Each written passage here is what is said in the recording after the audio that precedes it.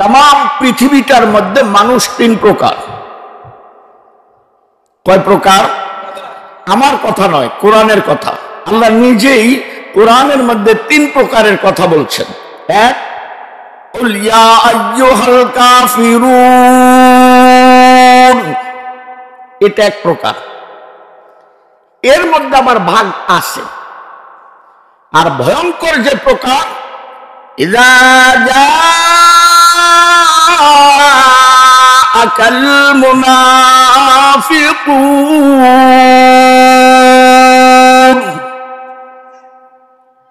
এই আরেক প্রকার। এটা এখানেও আছে, কথা কয় না, এটা এখানেও আছে। নবীজির সাথে যুদ্ধে গেছে, দস্তরখানে বসে খাইছে, নামাজ পড়ছে, নবীজি নিজেই চিনে নাই, আপনি আর আমি চিনব কি করে? এটা এখানেও আছে। আর এটা যত জায়গায় থাকবে এত জায়গায় ইসলামের ক্ষতি হবে, উপকার হবে না। ভাব ধরে আছে আপনার মতো, নামাজও পড়ে আপনার সাথে, আপনার সাথে সাথেই আছে, ঘুরতেছে, ওটা মুনাফিক। ওকে চিনতে পারবেন না আপনি। ওকে চিনতে পারবেন যখন ঈমানের দাওয়াত জিহাদের জন্য ডাকা হবে, তখন দেখবেন ও থরথর করে কাঁপবে, ও আর আপনার সাথে নাই। কথা বলেন না কেন? আর ৩ নম্বর, যার কথা বলেছে আল্লাহ, তাদেরকে আল্লাহ সনদ, সার্টিফিকেট, অভয় দিয়ে দিছে। আগের দুইজনের কোন, দুই দলের কোন সার্টিফিকেট আছে? কুল ইয়া আইয়ুহাল কাফিরুন, ইযা জাআকাল মুনাফিকুন, কোন সার্টিফিকেট আছে? আর আমাদের বেলা আল্লাহ বলতেছেন ক্বাদ আফলাহাল মুমিনুন, ইমানদারেরা কামিয়াব হয়ে গেছে। তাহলে ইমানদারের জন্য সার্টিফিকেট কে দিয়েছে? আওয়াজ দিয়ে বলেন। এখন ইমানদার কয় প্রকার? ইমানদারও ৩ প্রকার। ইমানদার কয় প্রকার? ৩ প্রকার। ১ নম্বরের ইমানদার পয়গম্বরেরা, যাদের ঈমানের সাথে তুলনা করা হারাম। পয়গম্বরের ঈমানের সাথে কারো ঈমান হবে? সংক্ষিপ্ত আকারে ২টা উদাহরণ দিচ্ছি। হযরত মূসা আলাইহিস সালাম জলিলুল কদর পয়গম্বর, যার শানে আল্লাহ কোরআনের মধ্যে বলেছেন মুখলিসা ওয়া নাবিয়্যান ওয়া রাসূলা। তিনি দুনিয়ার পাশে নব মুসলিমদেরকে নিয়ে ঈমানের উপর গুরুত্ব দিয়ে আলোচনা করতেছেন। এমন সময় নব মুসলিমরা বললেন, হে আল্লাহর নবী মূসা, খালি আমাদের দিক দেখে বয়ান করতেছেন, ডাইনে বামে একটু খবর নেন। মূসা আলাইহিস সালাম বলল, কেন, কি হয়েছে? বলে, ফেরাউনের লস্কর আসতেছে, আমাদেরকে মেরে ফেলবে। আপনি কি আমাদেরকে মেরে ফেলার জন্য আসছেন? মূসা আলাইহিস সালাম দেখলেন ৩ দিক থেকে ফেরাউন বাহিনী, উলঙ্গ তলোয়ার, সূর্যের আলোতে চিকচিক করতেছে। ৩ দিক ফেরাউন বাহিনী, একদিকে দরিয়া। কথা বলেন না কেন? একদিকে যাওয়ার কোন রাস্তা আছে? কিন্তু মূসা আলাইহিস সালাম ১ নম্বরের ইমানদার। ইনি বললেন, ইন্না রাব্বি সায়াহদিন, অবশ্যই আমার আল্লাহ রাস্তা দেখাবে। আপনি আর আমি হলে কি বলতাম? ভাই তুইও ভাগ, আইও ভাগি। কথা কয় না। তুইও দৌড় দে, আইও দৌড় দি। আপনার ভাবেন না আমি আসছি ঢাকার থেকে, আমি কুমিল্লার আঞ্চলিক ভাষা জানি। আমার মনে হয় বেশ কয়েক বছর আগে আপনাদের এখানে আমি আরেকবার আসছিলাম, এমিয়া বাজারের পাশে। বন্ধুরা আমার, মূসা আলাইহিস সালাম ১ নম্বরের ইমানদার। আল্লাহ ঈমান তাদেরকে এত মজবুত করেছেন, কি বলেছে? আল্লাহ আমাকে অবশ্যই রাস্তা আমাদেরকে দেখাইছিল কিনা? আওয়াজ দিয়ে বলেন। কয়টি? এই তো কুমিল্লার ফেসলা হয়ে গেছে। কয়টি? একবার আরে জিজ্ঞাসা করে নামাজের ফরজ কয়টা? হুজুর ফারি তো ২০-২২টা, আপনাকে ডরে কই না। আমরা করে জিজ্ঞেস করলাম রাস্তা কয়টা, কেউ কয় 7টা, কেউ কয় 9টা, কেউ কয় 1টা, রাস্তা হয়েছে 12টা। কয়টা? এখানে প্রশ্ন, রাস্তা 12টা কেন? ওখানে 12 গোত্রের লোক আছে। আর পয়গম্বর মুসা আলাইহিস সালাম উম্মতেরা ছিল আস্তা ঠেঁড়া। ঠেঁড়া বুঝেননি কি? আর কোয়েলা মাতৃভাষা যেটা টেরা টাইপের, গাড়িয়া টাইপের। একজন যদি এক রাস্তা দিয়ে উঠে তো আরেক দলের রাস্তা উঠবে না, এটা আল্লাহ পাক আগেই জানে। এই জন্য 12 গোত্রের জন্য 12টা রাস্তা করে দিছে, হাইওয়ে রোড। কেউ কারো রাস্তা দিয়ে যাবে না। কেমন টেরার টেরা রাস্তার মধ্যে গিয়ে বলতেছে, হে মুসা, তোমার আল্লাহকে বলো রাস্তার মাঝে মাঝে যেন জানালা দিয়ে দেয়। কেমন অবস্থা! পয়গম্বর মুসা আলাইহিস সালাম বললেন, কেন? কে কিভাবে যায়? একটু মাঝে মাঝে যেন হুক্কি দিয়া চাইতাম পারি। আল্লাহর পয়গম্বর বলতেছেন, আল্লাহ কোন জাতির কাছে আমারে পাঠাইছেন? দরিয়ার মাঝখান দিয়ে হাইওয়ে রাস্তা করে দিলেন, ইয়ার পরে জানালা তো গায়। আল্লাহ পাক কয়, এটা চাইবো যে আমি আরো আগে জানি। ইয়ালামু মা বাইনা আইদিহিম ওয়া মা খালফাহুম ولا يحيطون بشيء من علمه إلا بما شاء। কি করবা, কি বলবা, কি চিন্তা, কি চেতনা, কি ধারণা, এর আগেই আমি জানি। ওরা তো এটা চাইবো, এটা আমি জানি। আপনি ওদেরকে বলে দেন, জানা নয়, রাস্তার এই মাথা থেকে ওই মাথা পর্যন্ত রাস্তায় আমি আল্লাহ আয়না, কাঁচ, গ্লাস সিস্টেম করে দিয়েছি। তাহলে 1 নম্বরের ঈমান। পাওয়ার দেখছেন? আমাদের নবী জনাব রাসূলুল্লাহ কয় নম্বর? কথা কয় না। ইনার উপরে কোন ঈমানদার আছে আর আসবে কেউ? ইনার ঈমানটা একটু পরীক্ষা করেন। সাইয়েদনা হযরত আবু বকর সিদ্দিক রাদিয়াল্লাহু তাআলা আনহুকে নিয়ে মক্কা থেকে মদিনায় যায়, গর্তের ভিতরে ঢুকলেন গারে সৌরে, তাই না? আবু বকরের উরাত পয়গম্বরের মাথা। হযরত আবু বকর বলতেছেন, ইয়া রাসূলুল্লাহ, আমরা মনে হয় ধরা পড়ে গেছি। এটা সাহাবীর ঈমান। কথা বুঝেন নাই? কারণ আবু বকর কি সাহাবী। ইয়া রাসূলুল্লাহ, আমরা মনে হয় ধরা পড়ে গেছি। পয়গম্বর বলল, কেমনে?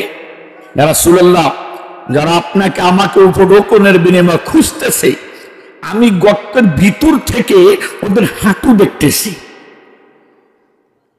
মানে উকি দিলেই আমাদেরকে দেখে ফেলবে। দেখেন কত নিকটে ওরা। আমি গর্তের ভিতর থেকে ওদের হাঁটু দেখতেছি। পয়গম্বর মাথাটা উঠাইয়া আবু বকরের পিঠে হাত দিয়ে বলতেছেন, ইয়া আবু বকর, লা তাহজান, ইন্নাল্লাহা মা'ানা। আল্লাহু আকবার বলেন। হে আবু বকর, এখানে আমি আর তুমি নয়, আমাদের সাথে আল্লাহ আছে। যদি আমি এখানে ধরা পড়তাম, আমার আল্লাহ বলতো, যেহেতু বলে নাই, ওরা যতই উকি দেখ ধরতে পারবে না। পয়গম্বর বললেন, আবু বকর বললেন, হুজুর কেমনে? পদ্ধতি 2টা। আমার আল্লাহ ওদের চোখের মধ্যে বেষ্টনী দিয়ে দেয়, অথবা ফেরেশতা দিয়ে আমাকে বেষ্টনী দিয়ে রাখে। এর দলিল 2টা। আপনার তো অসুবিধা হইতেছে। হযরত আবু বকর সিদ্দিক বলেন, কাবা শরীফের পাশে আমার নবীকে নিয়ে আমি বসে আছি, আল্লাহর হাবিব কোরআন তেলাওয়াত করতেছে, আমি শুনতেছি। আবু বকর কিন্তু রাদিয়াল্লাহু তাআলা খুব সৌভাগ্যবান সাহাবী। মাঝে মাঝে আল্লাহর হাবিব চেহারাটা ঘুরাইয়া কালো জিলাপটা ওই কাবার দিকে যখন তাকাইতেন, নবীজির চেহারার নূরের তাজাল্লিতে তামাম কাবা ঘর আলোয় আলোকিত হয়ে যেত। এমন সময় আমি দেখছি হুজুরের বেআইন আবু লাহাবের স্ত্রী উম্মে জামিল বিশাল বড় একটা পাথর নিয়ে আসতেছে, কাঁধে করে নবীজির মাথায় মারবে। এই মনস্তব নিয়ে হুজুরের বেয়ান আসতেছে, আমি পিছন দিকে দেখি নিকটে চলে আসছে, আল্লাহর হাবিব তেলাওয়াত করতেই আছে। এখন আমি যে বলবো হুজুর আপনাকে পাথর মারবে আসতেছে, এই সাহস আমি পাচ্ছি না। হঠাৎ দেখি উম্মে জামিল এসে আমাকে বলতেছে, কই তোমার নবী কই? আল্লাহু আকবার কয় না, জোরে কয় না, জোরে কয় না। এই আবু বকর তোমার নবী কই? আবু বকর কয় কানি কয় কি রে? আমি দেখতেছি নবী আমার পাশে বইতেছে, কোরআন তেলাওয়াত করতেছে, কানি দেয়ও না হলেও না। তো কানি যখন দেখেন আমি কেন কইতে যাবো? এই আমি কেন, কি হয়েছে? ভাগ্য ভালো, আজকে এই পাথর দিয়া মাথায় আঘাত করে ওর জিন্দিগি শেষ করে দিত, পাইলাম না এই বলে পাথর ফালাই দিয়ে চলে গেছে। নবী গো, আমি দেখতেছি আপনি আমার পাশে, আপনার বেআইন দেখে না? আল্লাহর হাবিব আবু বকর, মাঝে মাঝে আমার আল্লাহ দুশ্মনের চোখে এমন একটা আব্রু মেরে দেয়, ওরা আমাকে দেখে না, বন্ধুরা ঠিকই আমাকে দেখে। নম্বর 2, যখন সাইয়েদনা হযরত আবু বকর সিদ্দিক রাদিয়াল্লাহু তাআলা আনহুকে নিয়ে মক্কা থেকে মদিনায় যায়, সম্মানিত সুধী, উটের আগে কিন্তু নবীজি, উটের পিছে আবু বকর, রাস্তা দেখাবে কে? আবু বকর। কিন্তু নবীজির সামনে বসার কারো শক্তি নাই, এমনকি জিব্রাইলও বসে নাই। কথা ঠিক কিনা? আবু বকর পিছে উট চলছে। প্রতিমধ্যে বণিক ব্যবসায়ীরা, দেখেন ভালো করে শুনেন, আবু বকরকে চিনে ফেলছে, নবীকে চিনে না। ব্যবসায়ীরা হযরত আবু বকরকে ডাক দিয়া বলে, ইয়া আবু বকর ইবনে কুহাফা, আপনার সামনের লোকটাকে?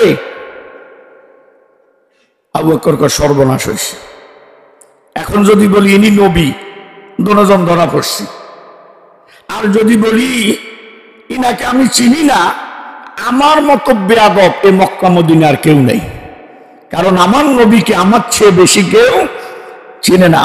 একটা বিপদে পড়ে গেছে না? আল্লাহ পাক রব্বুল আলামিন হযরত আবু বকরের মস্তিষ্কে ইলহাম ঢুকাই দিছে। হযরত আবু বকর উত্তর দিতেছে, আমার সামনে যেই লোকটি বসা, ইনি আমার রাহবার। কি সুন্দর উত্তর! বণিক ব্যবসায়ীরা মনে করল আবু বকর কোথাও যাবে, রাস্তা চেনে না, লোকটারে বসাই নিছে। আর আবু বকরের উদ্দেশ্য, ইনি আমার রাহবার, দুনিয়ারও রাহবার, আখিরাতেরও রাহবার। কথা বুঝতে পারতেছেন? এরা হলো 1 নম্বরের ইমানদার। যত জটিল বিপদের মধ্যে পাও, আল্লাহ রক্ষা করে নিয়ে যাবে, ঠিক কিনা? 2 নম্বর, সাহাবা আজমাইন, ওই 17 জন যার তাকবীর আপনাদেরকে শুনাইছি, এদের ঘটনা আসতেছে, অসুবিধা হবে নাকি? এই 17 জন সাহাবী রাসূল করিম সাল্লাল্লাহু আলাইহি সাল্লামের যুগে নওজোয়ান, অবিবাহিত। এই যুবকরা ভালো করে শোনো বাবা, ভালো করে শোনো। আল্লাহর নবীর হাতে হাত রেখে মুসলমান হয়েছে। এখান থেকে একটু গভীর মন দিয়ে শুনবেন। ইয়া রাসূলুল্লাহ, আপনি আমাদের জন্য দোয়া করেন, আমরা যেন ইসলামের জন্য শাহাদাত বরণ করতে পারি। সুবহানাল্লাহ, একটু আস্তে কইেন।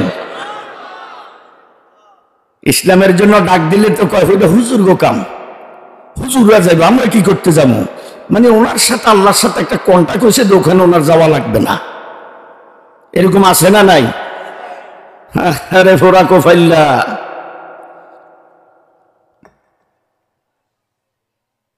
আল্লাহর হাবিব হাত তুলে দোয়া করলেন। কি দোয়া? আয় আল্লাহ, আমার এই যুবক সাহাবীদেরকে আপনি কবুল করে নেন। শহীদের কথা বলে নাই, খুব সংক্ষেপ। নবীজির যুগ চলে গেল, এরা বিয়ে করে নাই। কেন করে নাই?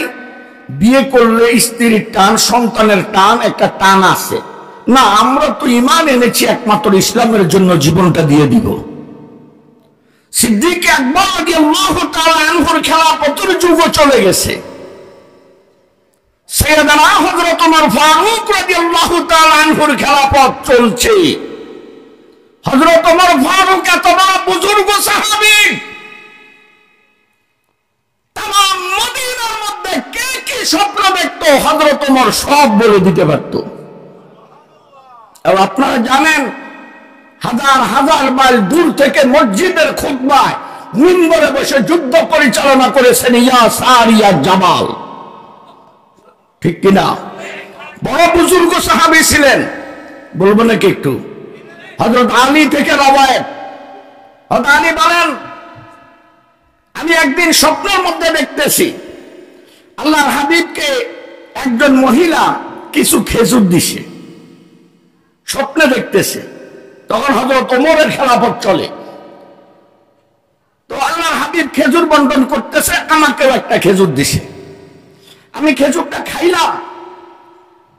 খেজুর খাওয়া শেষ, আটিটা বিশিটা গোগাটা মুখের মধ্যে এমত অবস্থা, মসজিদে নববীর বাস্তব আজান হয়ে গেছে।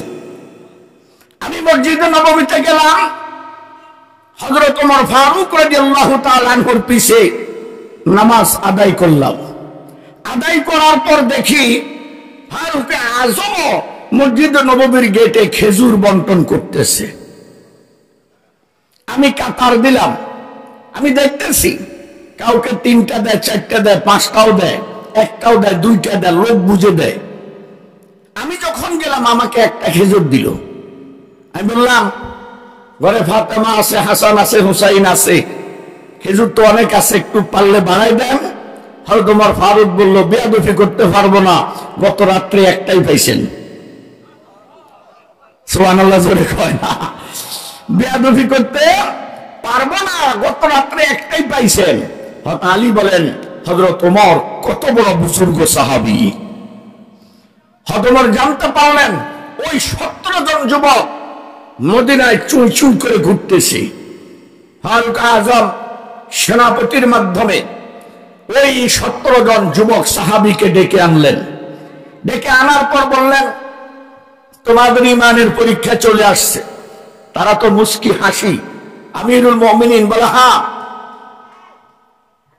কেউ বলছেন পারস্যে, কেউ বলছেন অন্য রাষ্ট্রের। যিনি মুলক মালিক, সে গুপ্তভাবে মদিনায় আক্রমণ করবে। তোমরা এই 17 জন, কেউ রোম সম্রাটের নামও বলছে, তোমরা এই 17 জন মদিনার সীমান্ত বর্ডারে বিডিআরের দায়িত্ব পালন করবে।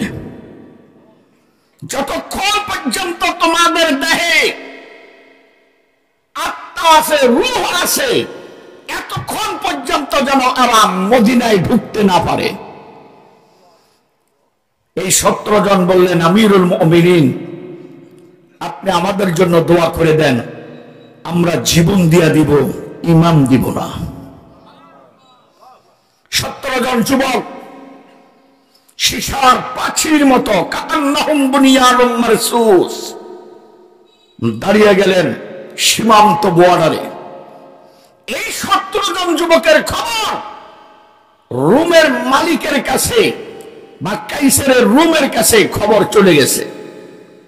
কাইসারের রোম অথবা পারস্যের মালিক তাদের লোকদেরকে বলল, 17 জন যুবক মদিনা থেকে এসেছে, তোমরা খবরদার ওদেরকে পেলে কেউ মারবে না, এদেরকে হাত পায়ে বেড়ে দিয়ে গ্রেফতার করে আমার কাছে নিয়ে আসবে। আমি শুনেছি এরা নাকি জীবন দিতে জানে, ঈমান দিতে জানে না। আমি নিজে ওদের ঈমান পরীক্ষা করব। বন্ধুরা আমার, বলা বাহুল্য, অনেক লম্বা কথা। 17 জন যুবক গ্রেফতার হয়ে গেলেন